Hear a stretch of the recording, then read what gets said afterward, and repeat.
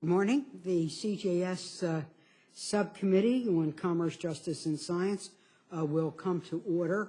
We know that a lot is happening today, that the gentlelady from Louisiana will be doing her markup in Homeland Security. And, of course, we have a very important vote scheduled for 11 o'clock. So we're going to move right along here. The subcommittee will come to order, and I'm pleased to hold this markup for the fiscal year 2014 CJS bill. This bill totals $52.3 billion in discretionary spending, consisting with the subcommittee's proposed allocation. It is $2.1 billion over 2013 and $263 million above the president's request. The subcommittee members have received a copy of a chart showing the funding levels in the bill. Your staffs have had the opportunity to read both the bill and the report. This bill, I'm happy to say, is the product of bipartisan conversation and cooperation. I'm going to thank Senator Shelby and his staff for their collegiality and the way we worked on national priorities. Within our funding level, the CJL bill prioritizes saving lives and protecting the safety of our citizens and helping the private sector create jobs through innovation and promoting U.S. business and protecting their intellectual property. This bill helps keep America safe, help our citizens prosper, and should help make America more competitive, innovative, and resilient. I'm going to focus on a few issues, one of which is keeping America safe. We can't have strong, vibrant communities unless they are safe. That's why the CJS bill includes $28.5 billion for the Justice Department, which is at or above the requested funding levels for the federal law enforcement, FBI, DEA, and ATF, the Marshal Service, and the U.S. Attorney's Office. This bill provides $2.4 billion to support what I call the thin blue line, the local law enforcement people, and also our state. We're adding $233 million above fiscal year 2013 to key grants that enable us to hire more police officers. I've got a growing crime rate in Baltimore City to provide in the area of violence against women, money to support those who want to leave violent abusers and start a new life. Also, it breaks the school-to-prison pipeline, keeps schools secure, and roots out and prosecutes our most violent gangs, an issue raised by Senator Kirk of Illinois, who brought this to my attention and looked at how we could work again on a bipartisan basis. Through working again with our local law enforcement, we'll put away rapists, child abusers, and molesters. The Baltimore Sun reports this morning that there was a national raid against a network of 255 sexual predators who were recruiting teenagers and young children online. 5 were nabbed in my state, but at least 255 now are in jail in orange jumpsuits waiting trial. This is kind of what we pay for, and that's what America wants us to pay for. The CJS subcommittee also puts money in the federal checkbook for R&D because innovation does it helps through our great federal labs and the National Institutes of Standards, coming up with new ideas that will lead to new products to America and protect American jobs. We fund the patent office, and we know that there'll be issues related to also the fee issue there, but we need to protect our intellectual property against everything from cybersecurity or America's ideas and innovation being stolen. These agencies, like NIST, NSF, and NASA itself, fund research that is the foundation for these new approaches. Once again, we want to look through not only winning Nobel Prizes, which we're very good at in this country, but we want to win the markets. We're so pleased that Penny Pritzker was nominated by the president and actually confirmed by the Senate, and she will now be hopefully, not only our ambassador, will be President Obama's ambassador to business. But we need our own ambassadors, and that is the commercial service offices, which are on the front lines working with American business, small and medium size, to help them sell their products overseas. Again, working across the aisle with Senator Lindsey Graham, we've looked at how we can reposition out of Europe, where we already have existing trade routes, into new opportunities in Africa and Asia. And we thank Senator Graham for his excellent suggestions on how we can really improve this. This bill will provide $500 million to ITA to make sure that we enforce trade agreements, we actually produce trade agreements that meet international law, and a foreign commercial office that looks forward to working with business to promote business overseas. There's much more to be said about this bill, but in the interest of time, I look forward to moving this bill out of the subcommittee into the full committee. I now want to turn to Senator Shelby for his remarks, and again, want to thank him for his cooperation and collegiality. The members on my side of the aisle who had excellent ideas in the area of law enforcement, science and technology, and promoting American business. And many on the other side of the aisle, two I've just mentioned, but others as well, that we could incorporate in the bill and actually work together. Actually listen to one another with mutual respect, meeting the needs of our country and advancing our interest. We've got some tough issues on top lines and bottom lines, but I think we've got a good lineup in this bill, and I turn to Senator Shelby. Thank you, Madam Chairman. First, I'd like to thank you for your leadership on this bill, you and your very professional staff. We worked together, as everyone knows, I think, on many issues throughout our years, and I believe that this mark today reflects our strong bipartisan relationship. The recommendation before us, as the chairwoman has pointed out, is consistent with the subcommittee's allocation of $52.3 billion. This allocation, however, is based upon a 302A allocation of $1.058 trillion. And while I believe the subcommittee mark strikes a balance between the competing priorities of law enforcement, terrorism, prevention, research, scientific advancement, and U.S. competitiveness, I have concerns about the overall allocation. For that reason, and that reason alone, I will vote against the bill at the full committee. I believe that we have a good product here, and I appreciate the chair's willingness to accommodate the interest of a majority of senators in the draft before us, both sides of the aisle. Madam Chair, you've described the thrust of the bill, and I briefly want to just emphasize a few more points. The bill includes, as you mentioned, robust funding for the Department of Justice and law enforcement grant programs that are essential to state and local law enforcement efforts. Additionally, the bill continues to prioritize the protection of our children and communities through the robust funding for the Adam Walsh Act, the National Center for Missing and Exploited Children. The mark includes essential funding to track down, arrest, and prosecute predators who prey on our nation's children. And with respect to the Department of Commerce, the bill provides important resources to support NOAA's next generation of weather satellites and ensures the National Weather Service can continue to provide timely warnings for dangerous weather outbreaks that are sure to come. The bill also supports long-standing economic development programs as well as manufacturing and innovation through partnerships and support for the private sector. I'm pleased also that the bill addresses some key concerns in the Gulf of Mexico and surrounding states, including the continued need for baseline data following the Deepwater Horizon oil spill.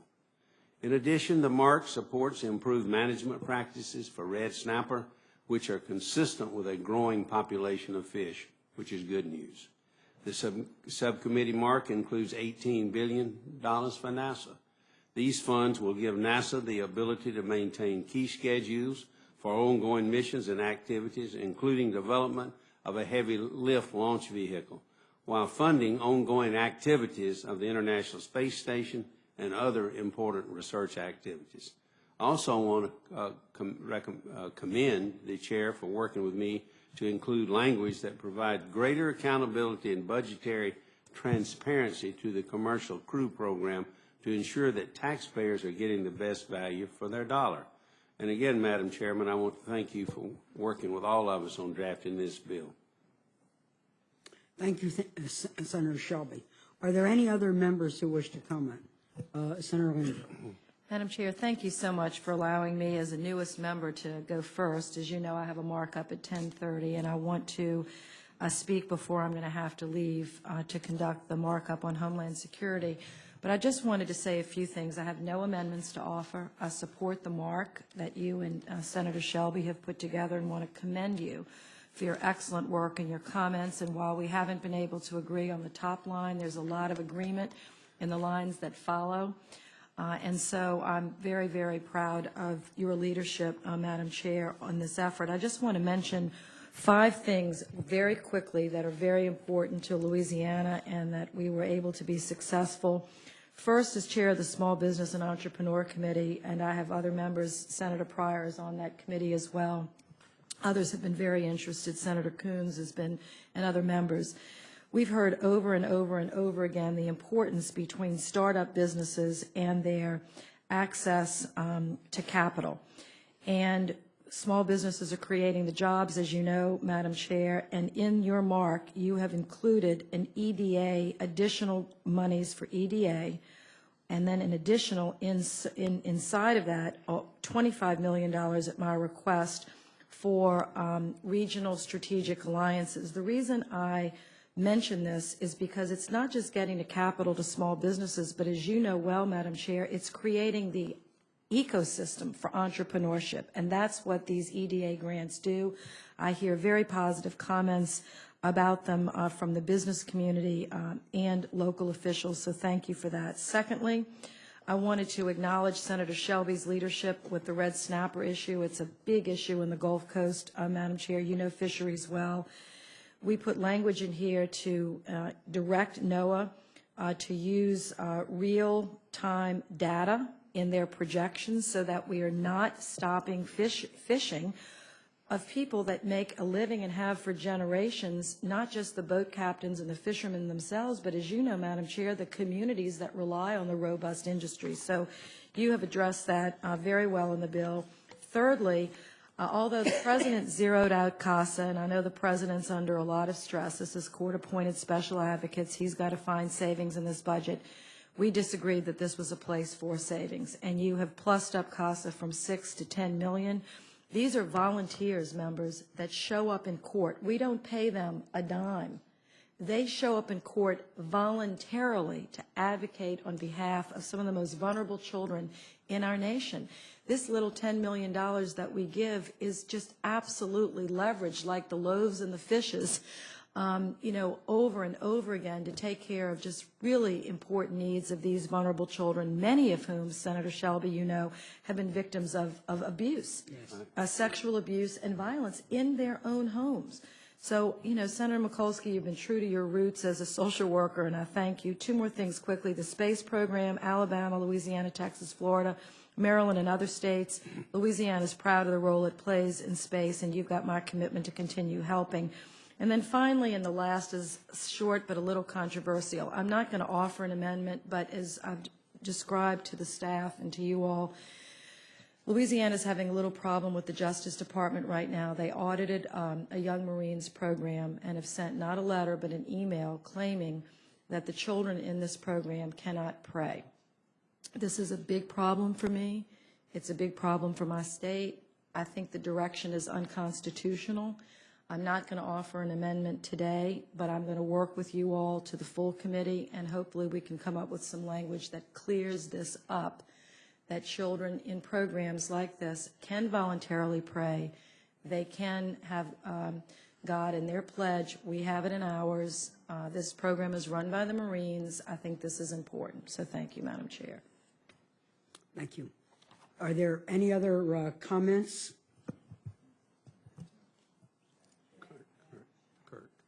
Senator Kirk. Madam Chair, I want to thank you for including $19.5 million in here to combat gangs of national significance. Just randomly, let me just tell you that we have found that the Bloods are now in all 23 counties of Maryland, including Baltimore City, and the Crips equally cover same large area. My hope is that we can finally have a coordinated and funded effort to take down gangs of national significance, which my hope will focus on a particularly terrible gang in Chicagoland called the Gangster Disciples, who killed Hadia Pendleton, a 15-year-old cheerleader who had just marched in the president's inaugural. And the president has been paying a lot of attention to the grief of the Pendleton family. Really want to thank you, Madam Chair, for doing this. I'm going to be uniquely focused on the gang situation in Baltimore because of the synergy of what we can do between Chicago and Baltimore. I want to really thank you for backing this effort. This is to take out, my hope is to eventually call this like the Elliott Ness program, based on a federal effort in Chicago which took out Al Capone. Well, thank you very much, Senator Kirk. I just would like to respond to you. One, thank you for raising this issue with me. And just about the time you started to talk, what emerged was a terrible thing we have at the Baltimore Detention Center, where a gang called the Black Guerrilla Organization is not only doing despicable things at the detention center, but creating gang activity outside that is vile, violent, vicious, and unacceptable. And so we have a lot to do together, and I would think so many of other communities are facing it. We look forward to working with you. Senator Collins? Thank you, Madam Chairman. First of all, let me thank you and the ranking member for all of the work that you did in putting together what I believe to be an excellent bill. I particularly want to thank you for the investments in the bill in fisheries, stock assessments, cooperative research, surveys, monitoring, observer coverage, and the funding to help address the 2012 fisheries disasters that have affected so many of our states. I also am pleased that you've included language to encourage the Drug Enforcement Agency to ensure that our military service members and veterans have equal access to appropriate methods for safe disposal of prescription medications. This is a huge problem, and it's been linked directly to the number of suicides that we're seeing. Right. And I've been at a loss for why there hasn't been more cooperation, so thank you for ensuring that DOD and the VA are able to conduct drug take-back operations at approved facilities. I also just want to comment briefly on the drug courts. I have seen in Maine the difference that these have made. I've spoken at a graduation of one class. I've actually hired a graduate who worked for me for several years. And these drug courts really turn lives around. They save money. In fact, I'm told by Judge Fowle in Maine, who's a Maine District Court judge that I met with yesterday, that when you consider the savings from everything from reduced health care costs, victimization, getting people back working, that drug courts save $27 for every dollar invested. What a return. Most important, they reclaim lives. So thank you for the work that you're doing. I'd like to see us do even more on that if we could, but I know we're under budget constraints. Great job. Madam Chairman. Senator Feinstein. Thank you very much. I want to thank you, as Senator Collins and others have, for your usual good job. I think this is a very good bill. I think the justice numbers in particular are good. I want to thank you for including some funding for counter-narcotics efforts in Afghanistan. One of the problems there is that poppy has increased. Despite all efforts, it's increased rather dramatically. Now, why should we care? The reason we should care is because the shadow government of the Taliban taxes it, taxes the transportation of it, the movement of it, and that goes in to support Taliban efforts. So you did put in language seeking continued counter-narcotics efforts in Afghanistan, and I very much appreciate that, so thank you. Senator Shelby? I think, Oh, I'm sorry, Senator Coons. Madam Chair, if I might just briefly, I wanted to thank you as the chair and ranking Senator Shelby for working so well together. It is so encouraging to be a part of a positive progress here on this subcommittee. The mark includes significant investments for cybersecurity in the workforce, for state and local law enforcement, for sustaining the Hollins Manufacturing Extension Partnership, which I've worked closely with in Delaware, for science, engineering, and education for sustainability. I think a very promising small program, and to sustain Bulletproof Vest Partnership, which I think is of great importance to our local law enforcement. I'm grateful for all the priorities reflected in this and look forward to supporting. Well, you're welcome. You know, a lot of these programs that we have here were started by your predecessors, then Senator Biden, particularly his devotion to law enforcement. And this is where I really think we can find common ground. There are other issues, but I think particularly on protecting our people. So thank you. Thank you, Senator Feinstein. Senator Bozeman. Madam Chair, very quickly, I do want to thank you and the ranking member for your leadership and the example. As a new member, I've been very, very pleased with the openness of the committee, the willingness to work with us, and I think very importantly, the ability to amend and this and that. And so, you know, this is how it ought to work. And again, I'm just really pleased to be on board. It's been more than I expected. And so give yourselves a pat on the back. Thank you. Madam Chairman. Senator Shelby. I now move that the subcommittee adopt the chairwoman's recommendation and authorize the staff to make any necessary technical and conforming changes. Without objection, the bill and any amendment will, and there are no amendments, will be recommended to the full committee, which will mark up on Thursday morning. Is there a request for a roll call vote, or could we go to a voice? Okay, all those in favor for reporting out the CJS bill signify by saying aye. Opposed, say no. By a unanimous roll call vote, the bill is recommended to the full committee. The subcommittee is adjourned, and we will meet at full committee 10 o'clock Thursday morning. And I'm going to thank again everybody for their cooperation. Good job.